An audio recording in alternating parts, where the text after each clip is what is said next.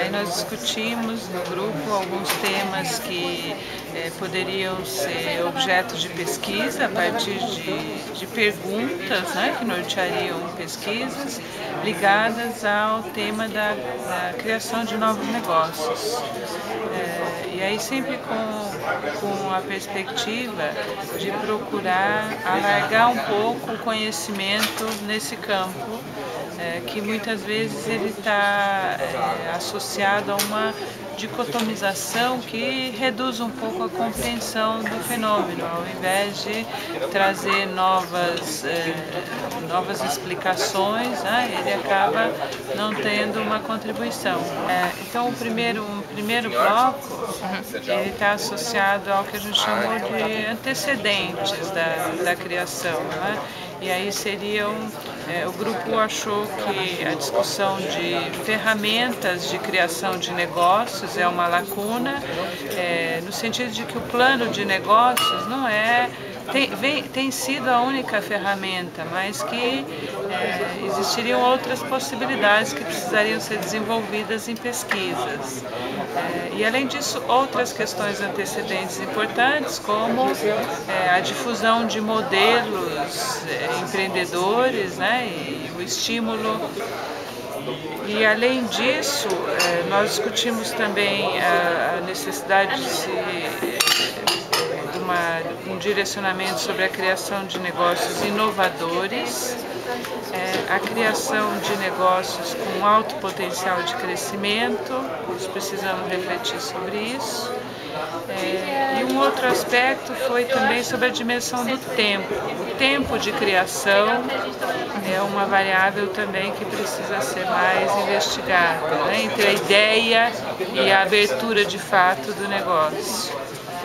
A questão do risco e da incerteza.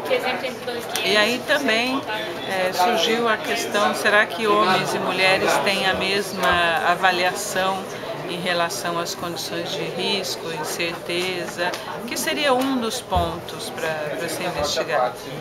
Primeiro, a questão da oportunidade e necessidade, a nossa discussão foi no sentido de que existe uma gama muito ampla de razões possíveis, né, para as pessoas criarem. Por exemplo, uma pessoa que tem um emprego e ela quer ter uma segunda fonte de renda, né? Ela pode decidir criar um negócio, permanecer no emprego, e ela não está fazendo isso nem por oportunidade, nem por necessidade, né? Mas por uma decisão de querer complementar a renda. Às vezes ela nem vislumbrou a oportunidade, né? Ou às vezes quer alocar a família, né? Tem muitas empresas familiares que acontece desdobramento. Cria-se uma empresa para colocar outra pessoa da família no lugar, né? Para não abranger todo mundo na mesma família. Então, existe assim, N outras possibilidades que nunca são veiculadas nas pesquisas, né? E que precisam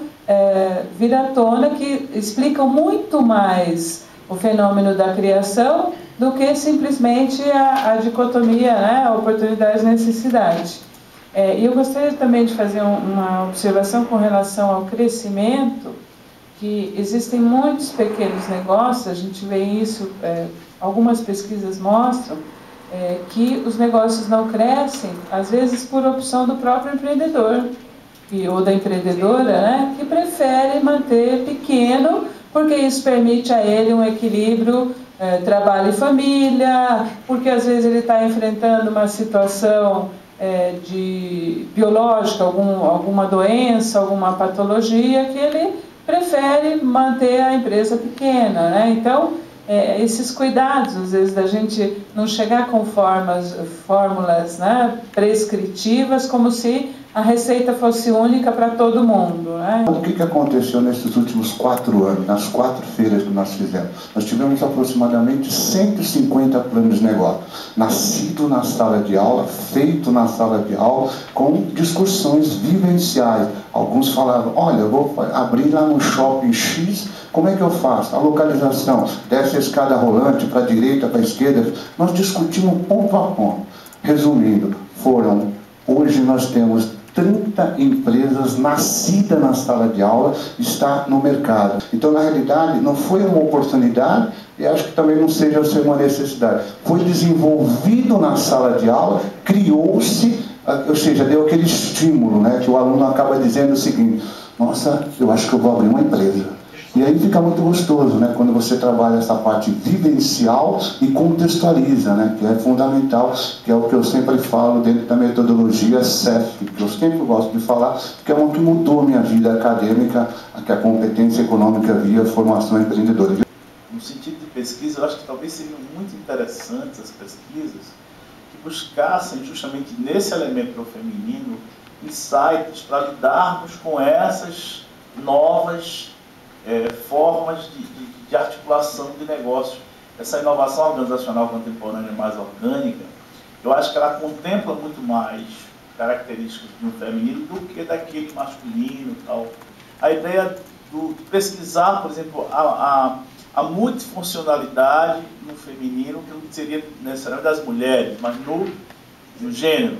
E a racionalidade é limitada, né? Então, a mesma analogia que o Simon fez para o processo decisório, ele orientou para compreender o empreendedorismo, né? Então, como a abordagem é mais, a explicação está mais no relacional, né? Nas condições, na dinâmica social, do que propriamente na racionalidade. Tem um objetivo, tem um plano, vou implementar aquilo, o resultado vai ser aquele. Nas pesquisas de tipo psicológico apontam que a única diferença entre os gêneros é a maior predominância do tipo racional, ou seja, pensamento entre os homens, e a predominância ainda, mesmo com a ida da mulher ao trabalho, porque essa diferença está diminuindo, e as mulheres predominam o tipo sentimento. E talvez tenha a ver exatamente com esse comentário que a Ilka fez agora. Que a mulher então transitaria muito melhor talvez nesse relacional e o homem mais na parte racional. Nossa, minha pesquisa deu o inverso. 100%. Falando de tipos psicológicos da população em geral. Eu acho complicado. Gênero com meus alunos, eu pergunto assim: o que é masculino para vocês? Todo mundo fala coragem, braveza. O que é feminino? Sinceridade, doçura. Aí eu pergunto: todos os homens são corajosos? Não. Todas as mulheres são dóceis? Não. Então a gente já começa desconstruindo, né? Esses arquétipos. Então, dentro do mundo que a gente vive, quais são as implicâncias que tem uma mulher empreendedora? Não em termos de comportamento, tá? Porque eu acho que isso é uma discussão de tanto homens e mulheres, né? Vou muito nessa linha, mas assim, nesse mundo moderno, o que uma mulher empreendedora tem a mais de sobrecarga, de atividades, né? E o quanto isso impacta ou não no seu negócio. Isso é uma questão que tem que ser avaliada, que é uma questão mais cultural na sociedade. Se uma mulher saiu para o campo de trabalho, teve uma série de consequências para a nossa sociedade. Boas e ruins, mas teve. Também, a mulher vai empreender, quais são essas consequências, né? E do que isso limita o crescimento da empresa ou não, a sobrevivência da empresa? A questão da família, né? Como que ela vai tratar as questões pessoais dela, né? Vai aumentar a sobrecarga, está tendo divisão de trabalho, Eu só queria reforçar essa questão de a gente precisa ter grandes problemas de pesquisa, a gente precisa se juntar em função dos problemas. A gente discute muito a solução, reclama do governo, não sei o quê. Tudo bem, é importante, mas a gente está com o chapéu de pesquisador aqui. Quais são os grandes problemas de pesquisa que te incomodam? Não tem capacidade de fazer um grande problema de pesquisa? Copia. Pega um paper americano bacana, copia o problema, o método e replica no Brasil. A gente começa copiando os outros. Aí depois a gente define os nossos grandes problemas. O jogo é a gestão de um negócio virtual. Eu fiz um Fox Group agora, onde tinha professores e alunos em um estado, né, de cada região, fiz em São Paulo. E aí o resultado é que as mulheres, elas não se interessam por competição, não é por gestão. Então, mas esse é o resultado de um Fox Group, que é um número reduzidíssimo. Mas assim, eu tenho uma base de dados, de repente a gente consegue problematizar, né? Vamos ter perguntas mais direcionadas e a gente consegue fazer uma pesquisa mais eficaz para saber exatamente o que é a questão da competição, é a questão da gestão, é a questão de ser virtual, é formar grupos, é ter prêmios, estabelecer metas, enfim. Qual é o problema? Isso pode ser um elemento de pesquisa. Como é que a mulher joga, né? Como ela participa desse jogo. Claríssimo. Porque é pesquisa já sobre gaming. Mulheres normalmente, é ser global, né? Você não vai sobre realizando. Mas as mulheres preferem fazer gaming tipo, muito pequeno. Uma vez e sai. Eu acho... E se quiserem estender, esse é o meu foco assim, de preocupação direta.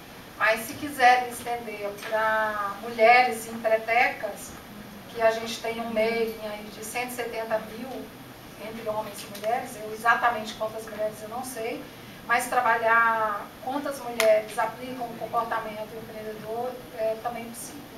Então, assim, a gente está à disposição para utilizar, porque a gente tem essa base, né, para estar fazendo essa parceria, para a gente gerar resultados que eu acho que é bom para o Sebrae, é bom para a GEL, é bom para todo mundo, né?